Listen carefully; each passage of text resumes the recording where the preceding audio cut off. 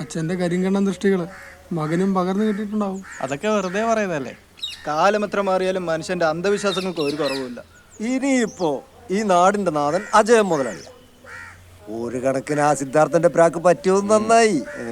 ഇനിയിപ്പോ ഈ നാട്ടിലെ കാര്യങ്ങളൊക്കെ നമ്മൾ പറഞ്ഞതുപോലെ അങ്ങ് നടത്താവല്ലോ. അമ്മേ, ഞങ്ങൾ ഇറങ്ങുക.